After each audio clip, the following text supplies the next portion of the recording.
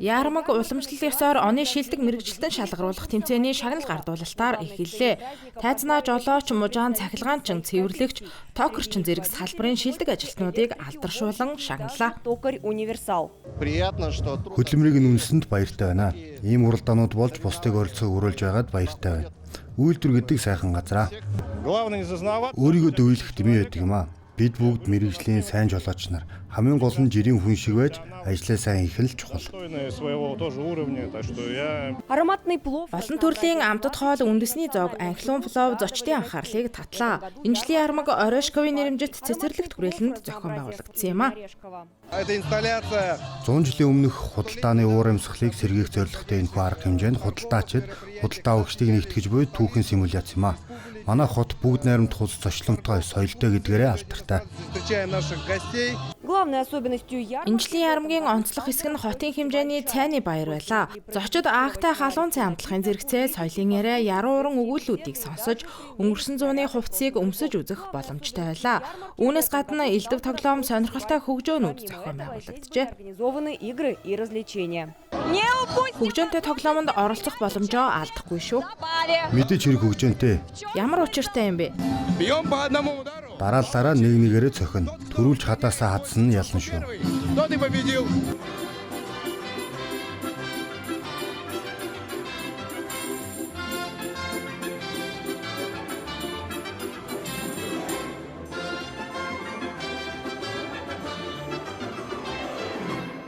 Тус арга хэмжээнд 50 орчим орон нутгийн үйлдвэрлэгч оролцсон бөгөөд тэдний дунд чанартай бүтээгдэхүүнээрээ танигдсан Бурят Хлебпром багтжээ.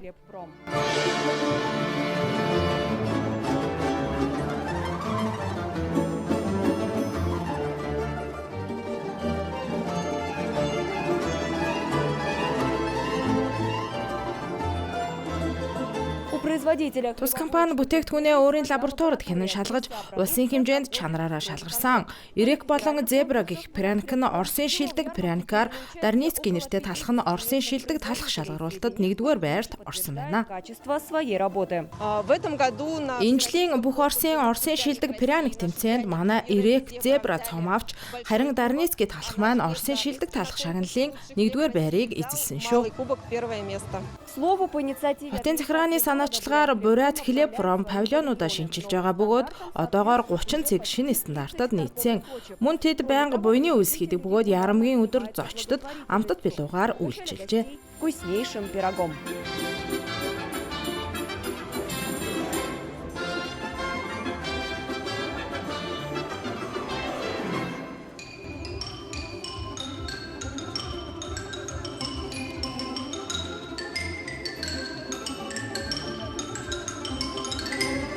Ярмаг худалдаанд оролцсон хүн бүр сайхан сэтгэлдээ хоцорсон байна.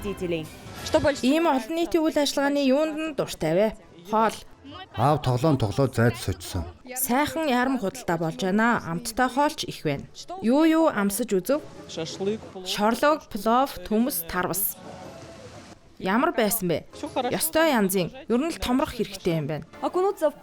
Эцэст нь хамгийн авьяаслаг уран сайханчдын оролцсон баярын тоглолт ярамгт ирсэн зочдыг баясгалаа.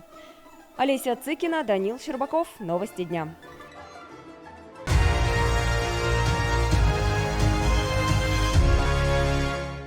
Эмэгтэйчүүд 2 сарын турш шаргуу бэлтлээ. Янз бүрийн сургалтууд дээр нэмэх нь гэрэл зургийн төсөл, спортын бэлтгэл. Энэ бүхнээрээ тэд шинэ ур чадвар эзэмшиж тэмцээний түншүүдтэй танилцжээ.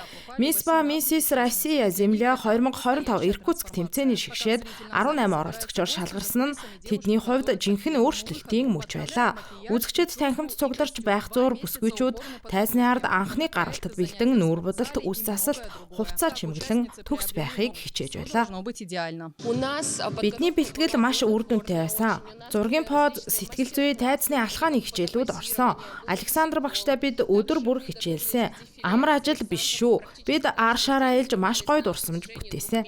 Тэмцээний турш оролцогч бүр гэр бүл хамаатан садан найз нөхөдгээд мундаг дэмжлэгтэй байсан юм а. Бид Наташа Хандаеваг дэмжихээр ирлээ. Миний эрүүл хооллолтын шав байгаа юм. Манайд хичээлдэг байсан. Энэ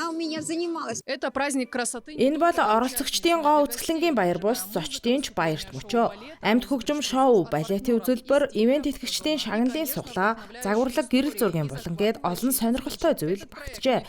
Мөн урам зориг өгөх түүхүүд, уран дүрслэлтэй тайзны гаралтууд ч олонний анхаарлыг татлаа. Би шүүгчээр зогсохгүй бас загвар өмсөгч нийгмийн идэвхтэй нэгэн. Энэ үнэхээр хэцүү шат шүү. Бүсгүйчүүд урт хугацааны дасан зохицол, сургалтыг давсан. Бүгдд нь ялалт байгуулах боломж бий. Тэд бүгд өөр өөрийнхөө хатан хаан.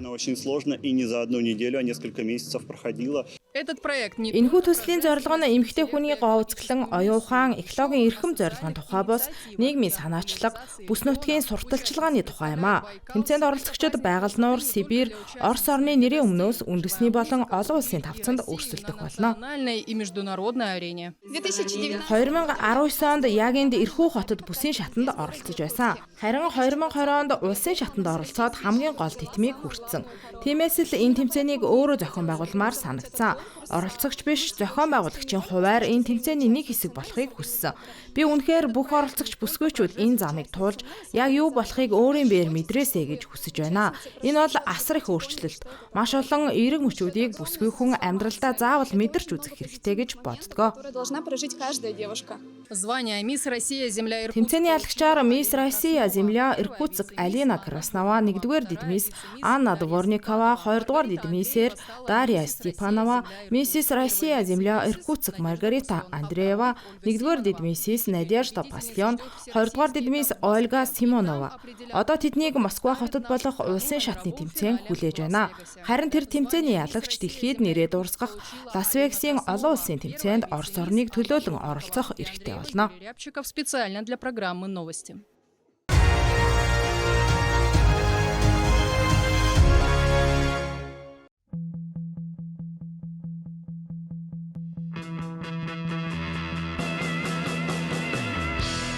Өнөө үед хүнд рок айлгууг симфони хөгжимтэй уялдуулан төгс хослол бий болгоно гэдэг амаргүй хэрэгэ.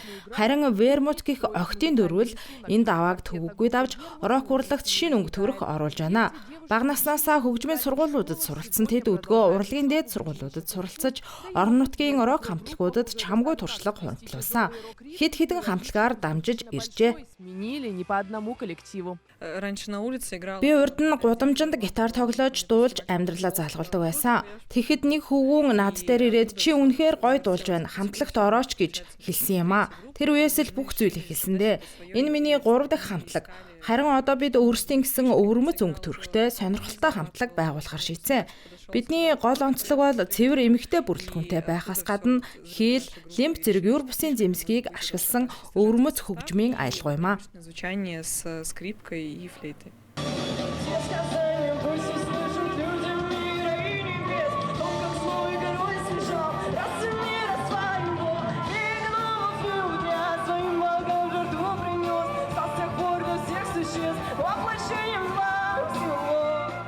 Хийлч Анастасия Лопатина багасаа л хөгжимтэй салшгүй өссөн нэгэн.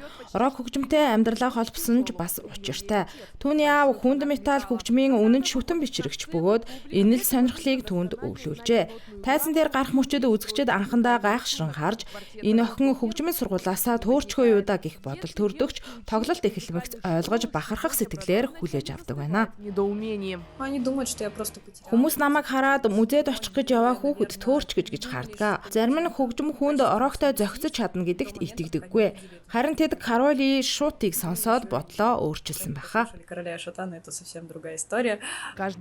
Тэдний дуунууд нь зөвхөн аялгау бус үлгэр мэт өгүүлэмжтэй. Шүлэг бүртээ тэд сүнслэг оршихуй, шидэт ертөнц, ой модны сахиусууд, хаад ноёдын тухай өгүүлдэг.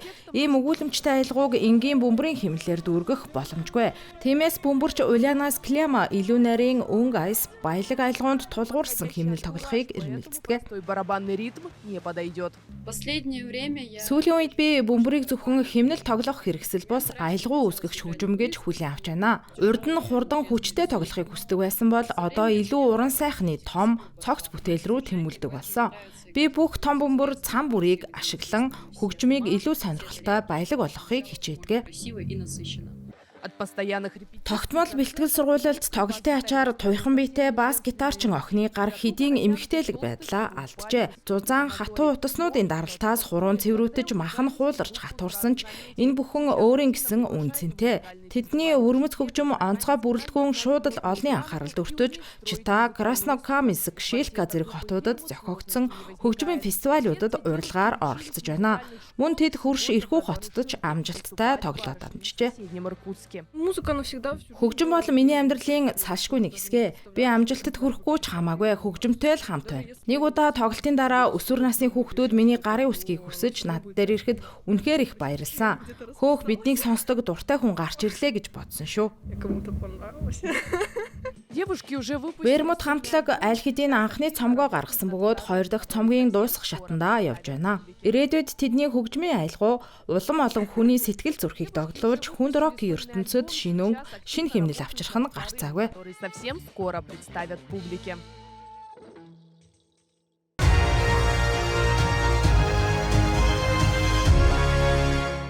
Хөнгөнөх моторын дуу, тоос шороо, агаарт хөрөх адреналин, саахан улсын авто болон мотоспортын холбоо нутгийн иргэд зочдод дахин нэгэн мартагдашгүй шоуг бэлгэллээ. Та яг одоо нэг нисгэгч уралдааны машинаа авахлдуулж байгааг харж байна. Дөрвөнгийн уралдаан гэдэг нэршил нь үнэхээр өөрийгөө баталж байгаа ч энэ спортод ч бас өөрийн гэсэн хууль дүрм бий. Жолоочийн хаалгыг мөргөж болохгүй гэсэн дүрм бий. Тэгээд л болоо. Энэ спортод өөр дүрм байхгүй. Уралдаан зөвхөн хурд эрсдлээр онцлог болоогүй. Зохион байгуулагчид, оролцогчид, үзэгчдийн тав тух аюулгүй байдлыг бүх талаас нь бодож төлөвлөсөн байна. Мэргэжлийн шүүгчдийн баг тэмцээнийг удирдан сайн дурынхан талбай дээр чиглүүлэн тусалж байлаа. Энэ тэмцээн 2002 оноос эхэлсэн. Эхэндээ хотын холбоо зохион байгуулдаг байсан. Харин 2016 оноос хойш бүгд найрамдах сахаа улсын авто, мотоспортын холбоо зохион байгуулж байна. Якутскийн шилдэг нисгэгчид хүнд нөхцөлд хурд жолоодлогын ур чадвараа гайхуулсан. Виктор Северянов энэ уралдаанд аль эртнээс л оролцох гэж мэргэжээ. Нэгэн өдөр тэр ааваасаа уралдааны машин авч өгөхийг хүссэн байна. Харин одоо бол гэр бүл нь түүний гол дэмжигч Баттай ар тал нь болсон юм а. Машина өөрөө бэлтгэдэг. Эхний тэмцээнүүд амаргүй байсан. Өнгөрсөн жил авраг болсон. Маш сонирхолтой уралдаан. Би байнга л санаа зовж байдаг юм. Та ер нь хэр удаан бэлдсэн бэ? Тэмцээний урд сар ахс баха. Таны бэлтгэл яаж явагддаг вэ? Машина бэлтэнэ. Бид энэ тэрүүгээр явж давхиж бэлддэггүй. Асалт, хөдөлгүүргээд л машина бэлтчихдэг юм. Дөрвөнгийн уралдааны 38 дахь удаагийн уралдаан жинхэнэ утгаараа автоспортын наадам боллоо. Аврагын төлөө хөрсөлдөөн эцсээ хүртэл олныг алмаруулсан юм а.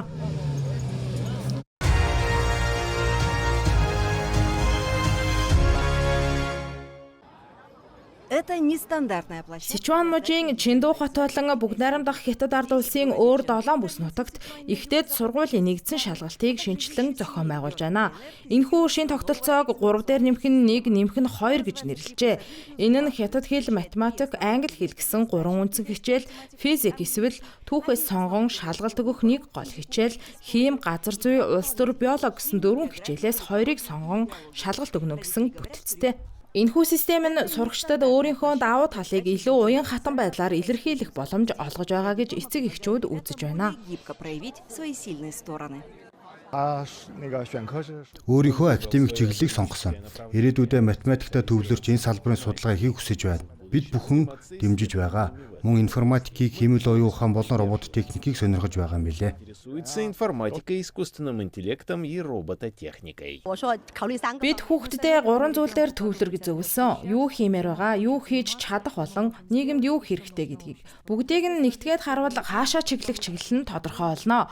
Эсэлтийн шалгалтын шин систем хичээл чиглэлээ сонгох илүү их боломжийг гаргаж өгч байна. Нийгэм олон талд нарийн мэрэгжлийн болж байгаа хэрээр боловсролын бодлого, хувь хүний сонирхлыг илүү харж үздэг болох байлгүй гэж найдаж байна. К индивидуальным потребностям. В 2025 году 2025 онд Хятадын боловсролын яам хиймэл оюун ухаан нүүрс төрөгчийн төвийг сахих дижитал удирдлага зэрэг стратегийн чиглэлүүдээр 29 шинэ мэргэжлийн бакалаврын хөтөлбөр нэвтрүүлсэн. Цинхуа болон Бээжингийн их сургуулиуд эсэлтийн квота нэмэгдүүлж, суурь шинжлэх ухаан, үндэсний хөгжилд чухал салбаруудад анхаарлаа хандуулж эхэлжээ. и стратегических областях. Шин шалгалт нь оюутны ерөнхий чадвар болон хичээл хоорондын уялдаа холбоонд суурилж байгаа. Энэ бол улс орны технологийн хөгжлийг дэмжих шинэ үеийн авиаснуудыг илрүүлэх зорилготой юм. Ялангуяа технологийн сорилт өндөртэй салбарт бидэнд чадварлаг боловсон хүчин хэрэгтэй байгаа. С серьезными технологическими вызовами. Благодаря реформе экзаменационного Шалгалтын системийн энэ шинжилгээ нь оюутнуудад ихтэйд сургуульд элсэн суралцах олон хувилбар гаргаж өгч байна. Ингэснээр зөвхөн хүний нөөцийн хэрэгцээг хангаж зогсохгүй, дэлхийн хамгийн хүчирхэг боловсролын тогтолцоог бүрдүүлж, дэвшилтэд инновацийн суурийг тавьж байна. системы и внедрение самых передовых инноваций. Алиса Косюк, Гунмин, Сирдиан.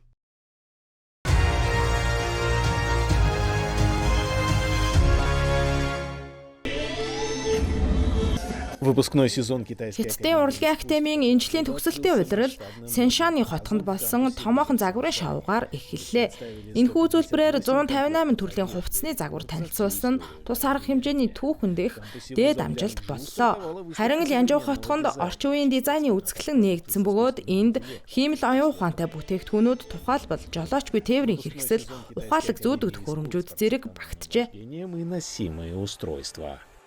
Ихэнх бүтээлүүд нь дэвшилтэт технологи, соёлыг илтгэгч, хэрэглэхэд амар, инновацлог юм а. Очень практичны и инновационны.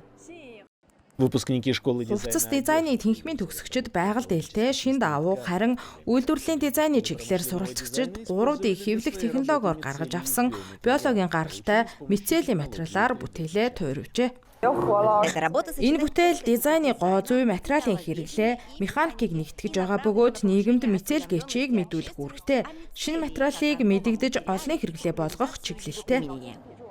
во Всемирном Харин дэлхийн аялал жуулчлалын музейд бол уран зураг, уран бичлэгийн бүтээлүүд дэлгэгдсэн бөгөөд байгалийн зураглал, хөрөг, цэцэг, шувуу, байгалийн чимэглэл зэргийг багтаажээ. натюрморты.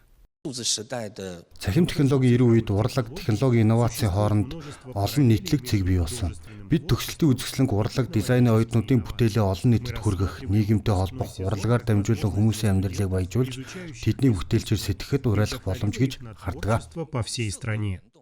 По планам в этом году. Үзэсгэлэн энэ сарын 20-ны хүртэл үргэлжлэх бөгөөд нийт 3000 гаруй бүтээлийг олон нийтэд танилцуулахаар төлөвлөжээ. Сиджитян.